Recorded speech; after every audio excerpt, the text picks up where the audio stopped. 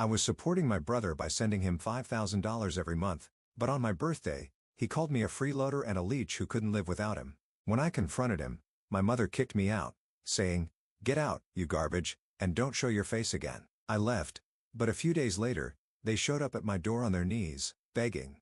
I'm Madison, and living in my family feels like walking on a tightrope. One misstep, and everything comes crashing down. I share a house with my mother, my older brother Jack, and his wife, Mary. From the outside, we might seem like a picture-perfect family. But behind closed doors, it's a different story, one filled with tension, silent battles, and unspoken resentment. Jack is the golden child, the pride of our family. With his prestigious degree and high-paying job, he is the embodiment of success. My mother adores him, holding him up as the shining example of what a child should be. Mary, his ever-poised wife, plays her role flawlessly, always appearing supportive, always knowing the right thing to say. But beneath her polished surface, she only adds to the division in our household. And then there's me, the one who holds everything together, but is rarely acknowledged. I manage the household, keep track of the bills, and ensure my mother is comfortable. Yet, my efforts seem invisible. One day, my mother made a passing remark that cut deeper than she realized.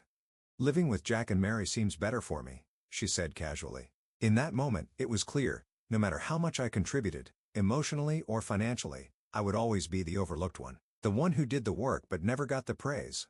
The one who sacrificed but whose sacrifices were never recognized. But if there's one thing life has taught me, it's that strength comes from adversity. A life-altering change. During my second year of university, everything shifted. My father fell seriously ill, and our family was thrown into chaos. His condition required constant care, and it didn't take long to realize that my mother, who had never been the best at handling responsibilities, couldn't manage it on her own. We hired caregivers, but they could only do so much. The gaps in care were glaring, and someone had to step up. That someone was me. Between rushing to my lectures and racing back home, I found myself juggling two lives, one as a student trying to keep up with coursework and another as a caregiver ensuring my father's comfort. The weight of responsibility was suffocating, but I couldn't let him suffer. There were nights I barely slept trying to balance assignments with late-night check-ins on my father. I started skipping social events and study sessions, knowing that if I wasn't there, he might not get the care he needed. And then, a terrifying thought hit me. What would happen when I graduated? Once I started working, how would I continue to take care of him? The uncertainty loomed over me, like a storm cloud. Finding a way forward.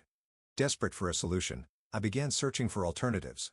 I delved into online business models, hoping to find a way to make money without being tied to a 10-to-6 job. My economics classes suddenly became more than just theory, they became tools for survival. I spent hours researching, testing different ideas, and learning everything I could about financial independence. At first, progress was slow. But with time, determination, and countless late nights, I started seeing results. For the first time in my life, I saw a glimpse of freedom, a path where I wasn't just the family's overlooked member, but someone capable of creating a future on my own terms. My story isn't just about struggles, it's about resilience. It's about finding strength when the world sees you as weak. And most of all, it's about proving that sometimes, the ones who are underestimated are the ones who rise the highest. A different path. I teamed up with some friends who knew a lot about business and technology. Together, we started a small online business. While most of my team worked from an office, I chose to work from home so I could stay close to my father. At first, things were slow. But over time, our business started growing. I was able to earn money and help with our household expenses. One day, as I was helping my father with his medicine, he looked at me with a warm smile. "Madison, you've sacrificed so much for this family," he said gently. "You've become a responsible and hard-working woman. I'm proud of you." His words touched my heart. It wasn't often that someone noticed my efforts, but hearing that from him made all the long nights and hard days feel worth it. Even though my life took a different path than I had planned, starting an online business allowed me to support my family in ways I never thought possible. It wasn't the future I imagined, but it became a journey of strength and growth. While others in my family didn't always see my efforts, my father's words reminded me that my sacrifices were not in vain. The golden son, my brother, Jack, has always been seen as the pride of our family. He was smart, determined, and went to a top university. He quickly got a high-paying job and my mother never missed a chance to praise him. While I stayed home, taking care of our father and building my business, Jack was out living his dream in the city. He became distant, barely answering calls or messages, as if we no longer existed. This was especially painful for my father, who had worked hard to support Jack through school, making sure he had everything he needed. But instead of being grateful, Jack just disappeared from our lives. When my father's health started getting worse, we needed all the support we could get, but Jack was nowhere to be found. Then, out of the blue, he called us. After years of silence, we were shocked. But he wasn't calling to check on us or to ask about our father. Instead, he asked for $120,000 as a wedding gift. His request was unbelievable. He had been gone for so long, ignoring us when we needed him most, yet now he wanted a huge sum of money. My mother, always blinded by her love for him, hesitated but didn't immediately say no. She still saw him as her perfect son, even though he had abandoned us when we needed him the most. A family divided. My mother defended Jack's request, saying it was a parent's duty to help their children start a new life. Her words made my father furious. He had been listening quietly, but now his voice trembled with anger and sadness. Why should we give him anything? My father asked. He abandoned us, never checked in, and now he expects us to pay for his wedding? The disappointment in his voice was clear. My father had always been proud of Jack's success, but this betrayal shattered that pride. My mother tried to argue, saying that helping Jack would bring the family closer. But my father wasn't convinced. Madison has been here every day, taking care of this family, while Jack disappeared without a word. And now he wants money? He doesn't deserve a single penny, he said firmly. His usual calm tone was now filled with hurt. The argument left the house tense. For the first time, my father openly acknowledged everything I had done for the family. Jack's selfishness had not only broken his trust but had also revealed how fragile our family had become. His actions left a deep scar that would never fully heal. A heartbreaking goodbye. My father's passing was sudden and devastating. One morning, I went to check on him, only to find him unresponsive. Panic rushed through me as I called an ambulance, but it was too late. He was gone. The man who had been my rock, my confidant, and the only one who truly saw my worth was no longer with us. The pain was unbearable, but I knew I had to stay strong. I had to give him a proper farewell. As the funeral arrangements began, I quickly realized I was on my own. My mother, who should have been taking charge, seemed distant. Instead of mourning, she sat on her phone, scrolling through social media as if nothing had happened. "You handle it, Madison. I'm too overwhelmed," she said casually. Her indifference hurt, but I pushed forward, determined to honor my father's memory. On the day of the funeral, an unwelcome surprise arrived. Jack and his wife, Mary. They walked in like they were attending a party instead of a funeral. Jack strolled around casually, drawing attention for all the wrong reasons. Mary, dressed in flashy clothes, wore a smug expression that made people uncomfortable. While others had come to pay their respects, Jack acted as if he had done nothing wrong. But the worst part? My mother welcomed him with a warm smile, as if nothing had happened. Her ability to ignore his betrayal, even on the day of my father's funeral, was something I would never understand. A family's true colors. "I'm glad you're here, Jack," my mother said, her voice unusually cheerful given the situation. Then, to my shock, she added, "Now we can discuss your father's inheritance." The mood in the room shifted instantly. Guests who had come to mourn were now witnessing a family argument unfold right in front of them. Jack, never one to miss an opportunity, spoke up loudly. "Honestly, I don't think Madison should expect anything. She's been living off Dad all this time." His words were filled with sarcasm, and I could feel the weight of everyone's stares on me. My hands clenched into fists, but I forced myself to stay quiet. This was supposed to be a day to honor my father, not a battleground for greed. My mother, completely ignoring how inappropriate this conversation was, added, "Your father's money belongs to the family, and as his eldest son, Jack deserves the most." I couldn't believe what I was hearing. My father had worked his whole life to provide for us, and now his legacy was being reduced to nothing but a fight over money. I glanced at the guests. Some looked away awkwardly, while others whispered among themselves, clearly uncomfortable with what was happening. Jack, feeling bold with my mother's support, turned to me. "You've been a burden, Madison. It's only fair that I get what's rightfully mine." Mary, standing beside him, nodded with a smug smirk. I took a deep breath, forcing myself to stay calm. "This isn't the time or place for this discussion," I said firmly. "We are here to honor Dad, not argue over inheritance." Jack scoffed but didn't push further. My mother, however, looked annoyed, as if I had ruined her moment. After a few more tense seconds, Jack leaned toward my mother and whispered something. Then, without a word of respect for my father's memory, he, Mary, and my mother left the funeral early, leaving me alone to handle everything they had so carelessly disrupted. As I stood by my father's casket, a mix of emotions ran through me. Deep sorrow for losing the one person who truly cared for me and burning anger at the selfishness that had tainted his final farewell. It was clear that my family was beyond repair, and I was left to pick up the pieces alone.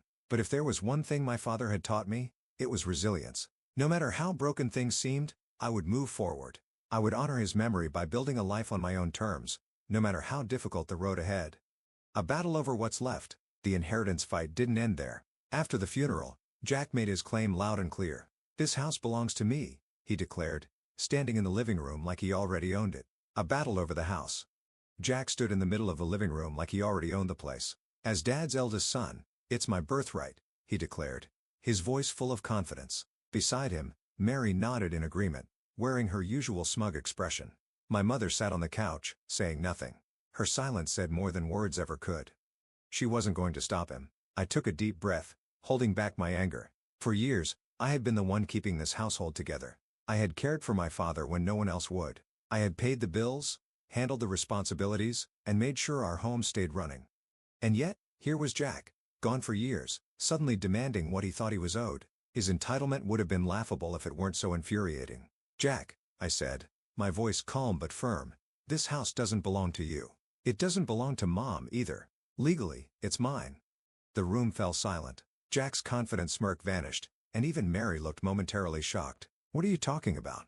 Jack finally asked, his voice filled with disbelief. "I'm talking about the fact that Dad transferred this house to me before he passed," I replied, standing my ground. "He put it in my name because he knew I was the one taking care of him and supporting this family." Jack's face turned red with anger. "That's impossible," he shouted. "Why would he do that? You don't even have a real job. You've just been freeloading here." My hands trembled, but I refused to let him get to me. "Freeloading?" I shot back, my voice rising. "Do you have any idea how much money I've put into this house while you were off living your life in the city?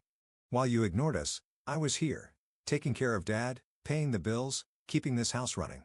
I glanced at my mother, hoping, just once, that she would defend me, that she would acknowledge what I had done, but she wouldn't even meet my eyes. Her silence stung more than Jack's words ever could. I steadied myself and continued. "In case you forgot," I said, my voice unwavering, "Dad's savings ran out long ago, mostly because of Mom's spending. After that, I stepped in. I've been giving $5,000 every month to support this household. Dad knew I was the only one who could be relied on. That's why he made sure this house would stay in my name." As I spoke, memories flooded my mind. I remember the day my father told me about the transfer. His voice was weak, but his words were full of certainty. "Madison," he had said, "I want to make sure you're secure. You've done so much for this family, and I trust you to do what's right." His words had given me strength then and they gave me strength now. But Jack wasn't ready to back down. "This isn't fair," he shouted. "I'm the eldest son. I deserve this house. What kind of family betrays their own blood like this?" A bitter laugh escaped my lips. "Betrayal?" I repeated, shaking my head, breaking free. I looked straight at Jack. "You abandoned us for years," I said. "You didn't even check on Dad when he was sick. The only betrayal here is you showing up now, thinking you can take what isn't yours." Mary, clearly uncomfortable, tugged at Jack's arm and whispered something I couldn't hear. Finally, my mother spoke in a low, hesitant voice. "Madison, maybe we should share the house. It's what your father would have wanted." I shook my head firmly. "No, Mom. Dad left this house to me because he trusted me. You and Jack have only shown selfishness, and I won't let you take advantage of me anymore." Their betrayal only made my decision clearer. This house wasn't just a building. It was a symbol of my father's trust and my years of sacrifice. I wasn't about to let it fall into the hands of people who only remembered family when it suited them. For the first time in years, I felt free. Strong, ready to take control of my own life. A final decision. After years of giving, sacrificing, and receiving nothing in return, I finally made the decision that would change everything. I was leaving. Standing in the living room, surrounded by people who had taken me for granted, I faced my mother, Jack, and Mary. Their faces were a mix of shock and disbelief as I spoke. "I've had enough," I said firmly. "I've supported this family for years, and all I've received in return is disrespect and betrayal. I'm done. I'm leaving this house, and I'm cutting all ties with you." Jack scoffed, leaning back in his chair. "Where will you even go, Madison? You've always been stuck here, playing the martyr." I met his gaze without hesitation. "That's where you're wrong," I said. "I've been planning this for a long time. I'm selling the house and moving abroad. I have no reason to stay here, surrounded by people who only see me as a burden." My mother's eyes widened in disbelief. "You can't sell this house. It's been in our family for years." I shook my head. "It hasn't been our house for a long time," I replied coldly. "It became mine when Dad transferred ownership to me. He trusted me to take care of it, and now I'm making the decision to let it go." The room fell silent. Jack and Mary exchanged nervous glances, while my mother looked like she wanted to argue, but she had no words left. That evening, I began packing my things. As I folded clothes and boxed up memories, a wave of emotions hit me. I thought about all the nights I had stayed up late, balancing my studies while taking care of my father, only to be met with indifference. But now, it didn't matter. I was finally choosing myself, and for the first time in my life, I felt free. A new beginning. I thought about my father's words, the few moments of encouragement that had kept me going. Then, I remembered all the times my mother and Jack had taken me for granted. Their selfishness had hurt me deeply, year after year. But as much as the bitterness lingered, something else was growing inside me. Relief. By leaving, I was taking back my life. A life that had been overshadowed by their expectations and demands. For the first time, I felt a spark of hope. A future that was mine to shape. I finalized the sale of the house through my uncle, the one family member who had always quietly supported me. He understood why I was leaving and promised to handle everything. Once the sale was complete, I booked a one-way ticket to a tropical place I had always dreamed of visiting. This was my chance to start over, far from the toxic environment I had endured for so long. As I locked the door for the last time, I felt a strange mix of sadness and freedom. This house had been both my burden and my strength, but it no longer defined me. Walking away, I wasn't just leaving behind a house, I was leaving behind a family that had never truly valued me. This was my fresh start, and I was ready for it. A new life by the ocean. With the weight of my old life behind me, I boarded the plane. The moment I arrived, I was greeted by warm sunshine, a soft ocean breeze, and endless blue skies. It felt like stepping into a new world, one filled with possibilities. The first few weeks were an adjustment. I rented a small apartment near the beach, with big windows that let in the sound of the waves. My morning started with fresh fruit and coffee on the balcony, watching the sunrise over the ocean. It was nothing like the tense, suffocating home I had left behind. Here, I felt peace, something I hadn't known in years. I slowly settled into a routine. My days were spent working on my online business, which gave me the freedom to live on my own terms. Afternoons were for exploring, wandering through colorful markets, trying exotic foods, and meeting people from all walks of life. The locals were kind and welcoming, their laid-back way of living teaching me an important lesson. Life isn't meant to be rushed. It's meant to be enjoyed. One evening, as I walked along the shoreline, the setting sun painted the water in golden hues. I stood still, taking in the beauty around me, and let my mind drift back to everything I had been through.